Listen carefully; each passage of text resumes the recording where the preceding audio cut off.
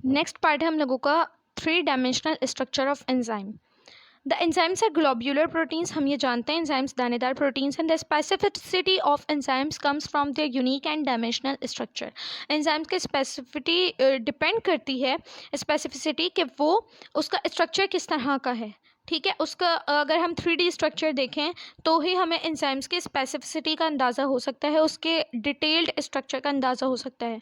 Tertiary structure for protein और any other macromolecule play important role in the proper functioning. Enzyme की proper functioning में protein के tertiary structure का बहुत ज़्यादा अहम किरदार होता है। प्रोटीन एक मैक्रोमोलिक्यूल है, सो अगर कोई एंजाइम प्रोटीन इन नेचर ना हो, फॉर एग्जांपल राइबो एंजाइम्स, तो उसके अंदर जो भी मैक्रोमोलिक्यूल हो या प्रोटीन जो खुद एक मैक्रोमोलिक्यूल है, उनका टर्शरी स्ट्रक्चर एंजाइम की प्रॉपर फंक्शनिंग के लिए बहुत ज़्यादा ज़रूरी होता है। तो एंजाइम के स्ट्रक्चर के लिए हमें बेसिकली प्रोटीन के टर्शरी स्ट्रक्चर को देखना पड़ेगा, क्योंकि enzymes mostly protein in nature हैं। सो अगर हम प्रोटीन की बात करें तो अगर मैं आपको, आप लोगों ने डिटेल में, आप लोगों की बुक में मेंशन्ड है टॉपिक प्रोटीन्स, बहुत ज़्यादा डिटेल में दिया हुआ है। अगर आप लोगों ने उसे अच्छे तरीके से पढ़ा हो तो आप लोगों को वहाँ से एक बात पता होगी। अगर जिन्हें नहीं पता तो मैं रिपीट कर देती हूँ। प्रोटीन्स बहुत सारे, मैंने आप लोगों को बताया, अमाइनो एसिड से मिलकर बने। प्रोटीन एक पॉलीमर है, एक बड़ा मॉलिक्यूल है, मैक्रो मॉलिक्यूल है। उसके माइक्रो मॉलिक्यूल्स, उसके जो मोनोमर्स हैं, जो छोटे छोटे यूनिट्स उसके अंदर अटैच्ड हैं, वो हैं अमाइनो एसिड्स। ठीक है, अब बहुत सारे जब अमाइनो एसिड्स आपस में रिएक्ट करते हैं तो वो बनाते हैं पॉलीपेप्टाइड चेन। पॉलीपेप्टाइड चेन से मिलकर फिर बनता है प्रोटीन। ठीक है, ये है एक छोटी सी बात, क्या कि बहुत सारे अमाइनो एसिड्स मिलकर बनाते हैं पॉलीपेप्टाइड चेन और बहुत सारे पॉलीपेप्टाइड चेन्स मिलकर बनाती हैं प्रोटीन। लेकिन प्रोटीन एक सिंपल एक पॉलीपेप्टाइड चेन का भी हो सकता है, 2 पॉलीपेप्टाइड चेन का भी हो सकता है, 10 पॉलीपेप्टाइड चेन्स का भी हो सकता है। ठीक है, सो पॉलीपेप्टाइड चेन्स की तादाद प्रोटीन्स में डिफरेंट होती है। जो सबसे ज़्यादा सिंपल प्रोटीन है उसके अंदर सिर्फ एक पॉलीपेप्टाइड चेन होती है। यहाँ तक कि ये बात तो हो गई क्लियर कि अमाइनो एसिड से मिलकर बनी है पॉलीपेप्टाइड चेन्स, पॉलीपेप्टाइड चेन से मिलकर बना है प्रोटीन, और जो सिंपल प्रोटीन है उसके अंदर सिर्फ एक पॉलीपेप्टाइड चेन होती है। ठीक है, उसके एग्जाम्पल है यहाँ पर ribonuclease. Ribonuclease is the enzyme which is containing a simple protein, and simple protein contains one long polypeptide chain। ठीक है, सिर्फ एक ही लंबी सी पॉलीपेप्टाइड चेन होती है सिंपल प्रोटीन की, और वो जो सिंपल प्रोटीन है वो है राइबोन्यूक्लियस एंजाइम में। ठीक है, ये आपके पास है एग्जांपल। अब हमने पढ़ा कि सिर्फ एक पॉलीपेप्टाइड चेन होगी, लेकिन वो लॉन्ग पॉलीपेप्टाइड चेन होगी। कितनी लॉन्ग होगी, उसके अंदर कितने अमाइनो एसिड्स होंगे, हम लोगों ने पढ़ा प्रोटीन बने पॉलीपेप्टाइड चेन से, और पॉलीपेप्टाइड चेन्स के अंदर है अमाइनो एसिड्स। तो इस एक लंबी सी पॉलीपेप्टाइड चेन के अंदर टोटल कितने अमाइनो एसिड्स हैं? टोटल 124 अमाइनो एसिड्स हैं। ठीक है, सो राइबोन्यूक्लियस वो एंजाइम है जिसके अंदर सिर्फ एक पॉलीपेप्टाइड चेन है, और उस एक पॉलीपेप्टाइड चेन के अंदर टोटल 124 अमाइनो एसिड्स हैं। और ये पॉलीपेप्टाइड चेन से जो प्रोटीन बना है इस एंजाइम का, वो कहलाता है सिंपल प्रोटीन, क्योंकि उसके अंदर सिर्फ एक लॉन्ग पॉलीपेप्टाइड चेन है। The kind of amino acids and the sequence, amino acids की क्या, किस तरह के अमाइनो एसिड्स हैं किसी भी प्रोटीन में, किसी भी एंजाइम के प्रोटीन में किस तरह के अमाइनो एसिड्स हैं, और उनका सीक्वेंस कैसा है, वो अमाइनो एसिड्स की अरेंजमेंट कैसी है, कौन सा अमाइनो एसिड पहले है, कौन सा अमाइनो एसिड बाद में है, उनका सीक्वेंस कैसा है, उनका अरेंजमेंट कैसी है, इन सारी चीज़ों के ऊपर डिपेंड करता है एक एंजाइम का 3 डायमेंशनल स्ट्रक्चर। क्यों? क्योंकि एंजाइम्स प्रोटीन से बने हैं, प्रोटीन्स पॉलीपेप्टाइड चेन से बनी है, और पॉलीपेप्टाइड चेन्स अमाइनो एसिड से बने हैं। सो अमाइनो एसिड्स का जो अरेंजमेंट होगा, अमाइनो एसिड्स का जो सीक्वेंस होगा, वो डिफाइन करेगा किसी भी एंजाइम का 3 डायमेंशनल स्ट्रक्चर। बहुत ज़्यादा सिंपल सी बात थी। उसके बाद स्ट्रक्चर ऑफ एंजाइम का लास्ट टॉपिक है एंजाइम कोफैक्टर्स। बहुत हम शुरू से पढ़ते हुए आ रहे हैं कोफैक्टर्स कोफैक्टर्स कोफैक्टर्स। भाई कोफैक्टर्स की, नॉन प्रोटीनेशियस पार्ट की ज़रूरत क्यों पड़ी, क्या है, बेसिकली इन डिटेल हम पढ़ेंगे यहाँ पर एंजाइम कोफैक्टर्स में। So some enzymes do not need additional components to show full activity. कुछ एंजाइम्स को एडिशनल पार्ट्स की ज़रूरत नहीं होती अपनी फुल एक्टिविटी दिखाने के लिए। फॉर एग्जाम्पल, जो सिर्फ और सिर्फ प्रोटीनेशियस इन नेचर है, जिनके पीछे एग्जाम्पल भी दी हुई थी, लाइपेस एंजाइम। ठीक है, उन्हें नॉन प्रोटीनेशियस पार्ट की या प्रोटीन के अलावा किसी और पार्ट की ज़रूरत नहीं पड़ती।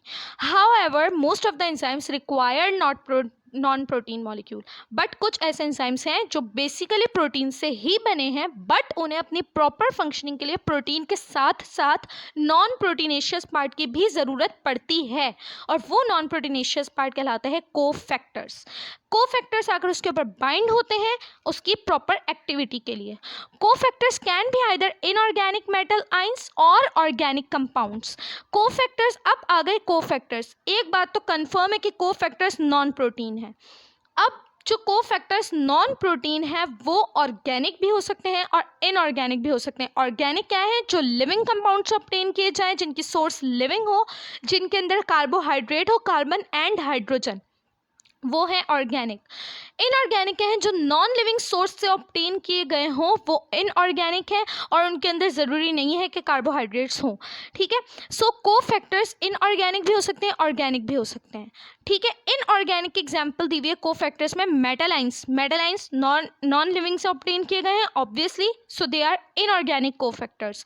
और ऑर्गेनिक कोफैक्टर्स क्या है? फॉर एग्जांपल फ्लेविन और हीम। हीम क्या है? हीम हमारे ब्लड का पार्ट है। हीमोग्लोबिन, हीम जो हमारे रेड पिगमेंट है हमारे ब्लड में, जिसके साथ हमारी ऑक्सीजन कंबाइन होकर पूरी बॉडी में ट्रांसपोर्ट होती है, so that haem is a organic compound, organic cofactor. ठीक है, तो हमारे जो कोफैक्टर्स हैं वो इनऑर्गेनिक मेटल आइंस भी हो सकते हैं और ऑर्गेनिक कंपाउंड्स लाइक फ्लेविन और हीम भी हो सकते हैं। These cofactors serve many purposes. अब हम लोगों ने पढ़ा कि भाई एंजाइम्स को नॉन प्रोटीनेशियस पार्ट की ज़रूरत है, एंजाइम्स में नॉन प्रोटीनेशियस फैक्टर है विच इज़ कोफैक्टर। अब उनका काम क्या है, उनका पर्पस क्या है, उनकी ज़रूरत क्यों पड़ रही है, वो किस तरह के फंक्शंस परफॉर्म कर रहे हैं, एग्जाम्पल क्या है उनकी, हम लोगों ने पढ़ा इनऑर्गेनिक मेटल आइन कोफैक्टर के तौर पर। तो मेटल आइंस क्या करते हैं? Metal ions helps in making enzyme substrate complex. हम लोगों ने पढ़ा कि ये एंजाइम है, ठीक है, और ये है सबस्ट्रेट। एंजाइम आकर इस सबस्ट्रेट पर अटैच जब हो जाए तो वो कहलाएगा एंजाइम सबस्ट्रेट कॉम्प्लेक्स। इस एंजाइम सबस्ट्रेट कॉम्प्लेक्स को बनाने के लिए ज़रूरत पड़ रही है इस मेटल आयन की। मेटल आयन क्या है? इनऑर्गेनिक कोफैक्टर है। कोफैक्टर क्या है? नॉन प्रोटीनेशियस पार्ट है। इसलिए एंजाइम को एक कोफैक्टर की, एक एक्स्ट्रा पार्ट की, एक नॉन प्रोटीनेशियस पार्ट की ज़रूरत पड़ी कि वो उसका ये फंक्शन परफॉर्म कर सके। ठीक है, क्योंकि एंजाइम सबस्ट्रेट कॉम्प्लेक्स बनेगा तो ही तो उस सबस्ट्रेट के ऊपर फंक्शन होगा और वो प्रोडक्ट में कन्वर्ट होगा।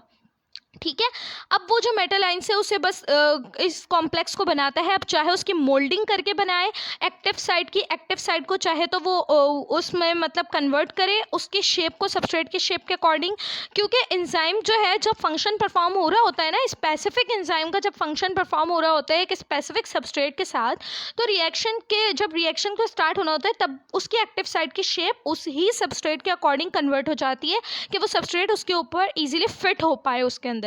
ठीक है, तो वो क्या करता है, ये मेटल आइन है जो इस सबस्ट्रेट कॉम्प्लेक्स को बनाने में, एंजाइम सबस्ट्रेट कॉम्प्लेक्स को बनाने में हेल्प करता है, उस सबस्ट्रेट के मुताबिक एंजाइम के एक्टिव साइट को शेप देकर, एंजाइम के एक्टिव साइट को मोल्ड कर एंजाइम के एक्टिव साइट की शेप को वो उसी अकॉर्डिंग कन्वर्ट करता है जिस अकॉर्डिंग सबस्ट्रेट की शेप है, ताकि वो इजीली कंबाइन होकर कॉम्प्लेक्स बना सकें। ठीक है, द ऑर्गेनिक सब्सटेंसेस में भी कोएंजाइम। अब जो इसका नॉन ऑर्गेनिक पार्ट है उसकी तो बात हो गई। अब हम आते हैं कोफैक्टर्स, वो वाले जो ऑर्गेनिक इन नेचर हैं, जो ऑर्गेनिक सब्सटेंसेस हैं। कोफैक्टर्स तो वो हैं, ऐसे कोफैक्टर्स हैं जो ऑर्गेनिक इन नेचर हैं, सो वो कोएंजाइम्स भी कहलाते हैं। कोएंजाइम्स की डेफिनेशन अगर पूछी जाए तो कोफैक्टर्स की अगर पूछी जाए नॉन प्रोटीनेशियस पार्ट, कोएंजाइम्स वो नॉन प्रोटीनेशियस पार्ट जो ऑर्गेनिक इन नेचर है, वो क्या कहलाते हैं? वो कोएंजाइम्स कहलाते हैं। ठीक है, coenzymes which are release from the enzyme active site, enzyme के एक्टिव साइट से कोएंजाइम्स रिलीज होते हैं ड्यूरिंग द रिएक्शन, जब रिएक्शन हो रहा होता है। They are loosely attached with enzyme, ये एंजाइम से लूजली अटैच्ड होते हैं। Prosthetic groups are tightly bound with enzyme, hence the permanent part of enzyme, जो प्रोस्थेटिक ग्रुप होता है ये एंजाइम का परमानेंट पार्ट होता है। प्रोस्थेटिक ग्रुप एंजाइम का परमानेंट पार्ट होंगे, एंजाइम के अंदर अटैच टाइटली बाउंड होंगे एंजाइम के साथ, उसका परमानेंट पार्ट होंगे, उससे सेपरेट आसानी से रिलीज नहीं हो सकते होंगे। जबकि जो ऑर्गेनिक पार्ट है, जो को एंजाइम है, वो एंजाइम के साथ लूजली अटैच्ड होते हैं, तो जब रिएक्शन हो रहा होता है वो एंजाइम के एक्टिव साइट से रिलीज हो जाते हैं, सेपरेट हो जाते हैं, डिटैच हो जाते हैं, क्योंकि वो उससे लूजली अटैच होते हैं। तो ये आपको पता होना चाहिए, ऑर्गेनिक पार्ट को एंजाइम लूजली अटैच होते हैं, रिएक्शन के दौरान रिलीज हो जाते हैं एक्टिव साइट से, जबकि प्रोस्थेटिक ग्रुप टाइटली अटैच्ड होते हैं और वो परमानेंट पार्ट होते हैं एंजाइम का। मोस्ट वाइटामिन्स आर कोएंजाइम्स, ज़्यादातर जो वाइटामिन्स होते हैं वो कोएंजाइम्स होते हैं, रिएक्शन के दौरान सेपरेट हो गए, रिलीज हो गए, ये जो है या तो कोएंजाइम्स का पार्ट होते हैं। दैट इज़ वाई वाइटामिन्स की बात हो रही है, वो वाइटामिन्स जिनकी हमें अपनी डेली लाइफ में ज़रूरत पड़ती है, वो वाइटामिन्स या तो कोएंजाइम्स होते हैं खुद, या तो फिर कोएंजाइम्स का हिस्सा होते हैं। इसलिए हमें अपनी डेली लाइफ के यूजेज में, हमें अपनी डेली लाइफ में विटामिन्स की ज़रूरत पड़ती है, बहुत ज़्यादा ज़रूरत पड़ती है। अगर विटामिन्स की कमी हो जाती है तो हम कितने कमज़ोर हो जाते हैं, हमारी बॉडी के कोई फंक्शंस परफॉर्म नहीं हो रहे होते प्रॉपरली। हमें विटामिन्स की ज़रूरत इसीलिए पड़ती है क्योंकि हमारे एंजाइम का एक बहुत ज़्यादा अहम हिस्सा, हमारे एंजाइम का हमारे एंजाइम के एंजाइम का पार्ट बेसिकली विटामिन है। सो हमें उनकी ज़रूरत पड़ती है।